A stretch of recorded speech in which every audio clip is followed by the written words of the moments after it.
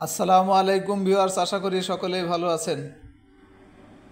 2005 কোটি টাকা থেকে ট্রেড একদিনেই নেমে 1142 কোটি টাকা, প্রায় অর্ধেকের মতো, এবং 83 পয়েন্টের উপরে মাইনাস মার্কেটে ক্লোজ হয়েছে।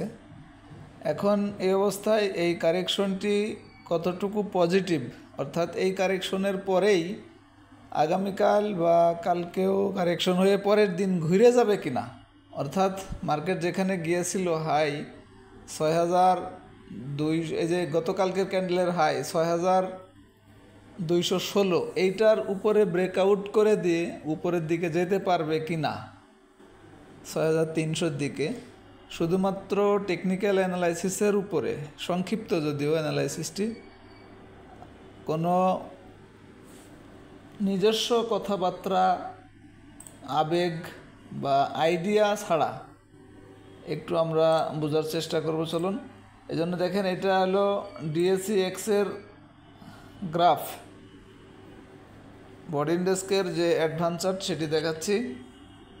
তো প্রতিদিন যেভাবে আলোচনাটা করা হয় ঠিক সেভাবে করলে আপনাদের মুখস্থ হওয়া এই অ্যানালাইসিসটা যে কোনো স্টক সিলেকশনের ক্ষেত্রে বা সেল করার ক্ষেত্রে কাজে লাগবে, এজন্য একইভাবে প্রতিদিন করা হয়। দেখুন, প্রথমেই ক্যান্ডেল এবং তার অবস্থান।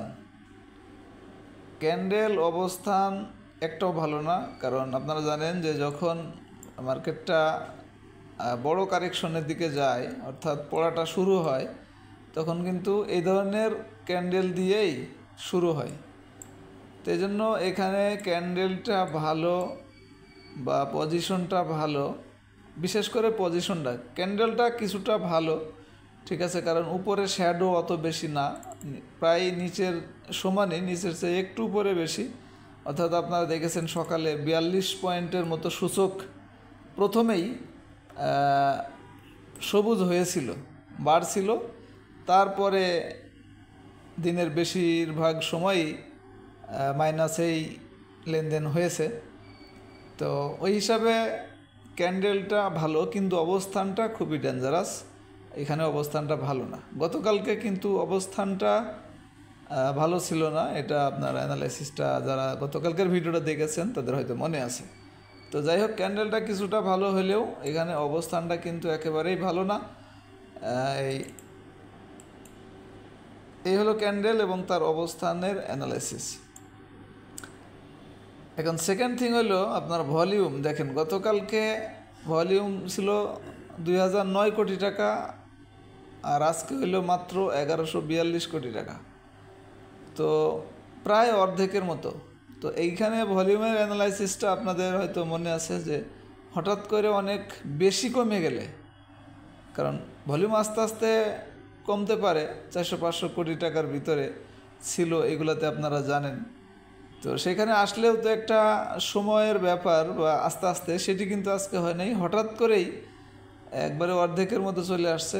আর এই অ্যানালাইসিসটা আপনারা জানেন, হঠাৎ করে বেশি বাড়া বা হঠাৎ করে বেশি কমা, আমি খুব ভালোভাবে মনে রাখার জন্য এবং অ্যাপ্লাই করার জন্য ভলিউম অ্যানালাইসিসের মানে খুব প্রাইমারিলি একটা কথা আপনাদেরকে বোঝানোর চেষ্টা করছি, সেটা হলো এটা যে, এবং অনেক সময়ই সেটা অনেক কার্যকরীও হয়েছে, সেটা আপনারা দেখেছেন যারা আমার ভিডিও নিয়মিত দেখেন।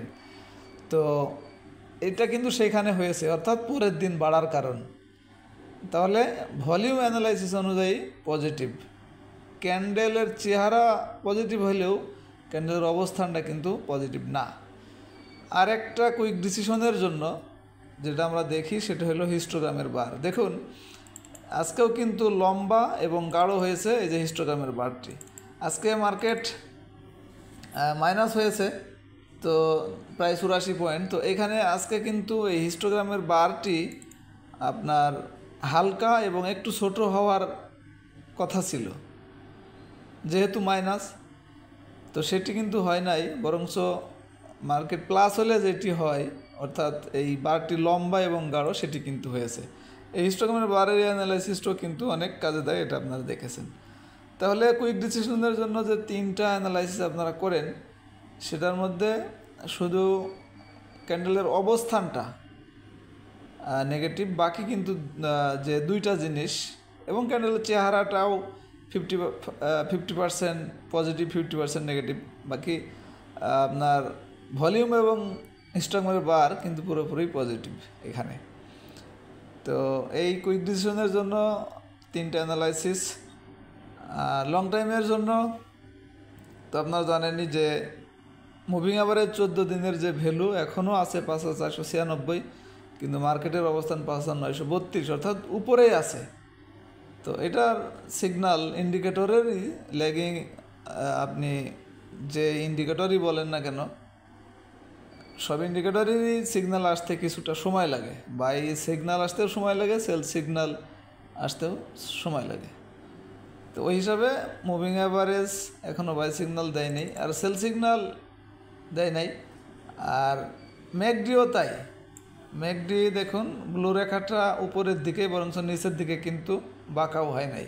এই যে এখানে যে উঠছে সেই উপরে এখনও আছে, অর্থাৎ এই ইন্ডিকেটরটিও ঠিক আছে। আরেকটা হলো রেজিস্ট্যান্স এখন মূলত এটাই, যেটা প্রথমে বলা হলো 6216, এইটার উপরে যেতে পারলে তখন কিন্তু মার্কেট আবার 6300 বা আস্তে আস্তে ওই 6472 ফ্লোরগুলো যখন উঠাইলো, যে হাইয়েস্টটা গেছিলো ওইখানের ব্যাপারে, তখন এইখানে তখন সেখানে খুব আরামসে চলে যাবে। এইখানে এই রেজিস্ট্যান্সটা ব্রেকআউট করাই এখন মূল চ্যালেঞ্জের বিষয়। ভলিউম ধরে রাখতে হবে অবশ্যই এটা ব্রেকআউট করতে হলে।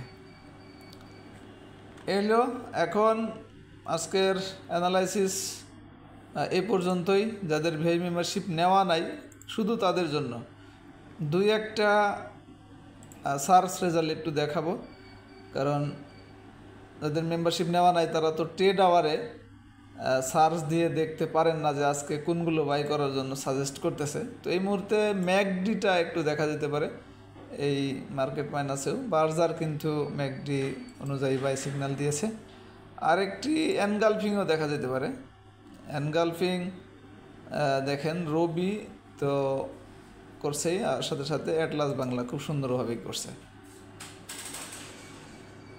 আর বি ক্যাটাগরিজ থেকে এখানে তো তেমন রেজাল্ট আসছে না, এখানেও দেখেন এখানেও 6টা রেজাল্ট আসছে। তো এই ছিল আজকের ভিডিও। অবশ্যই সবার কাছে পৌঁছাতে এবং ভিডিও দেওয়ার যে সার্ভিস এটা কন্টিনিউ রাখতে লাইক, কমেন্ট, শেয়ারের মাধ্যমে সহযোগিতা করবেন। ভালো থাকবেন, ধন্যবাদ, আসসালামু আলাইকুম।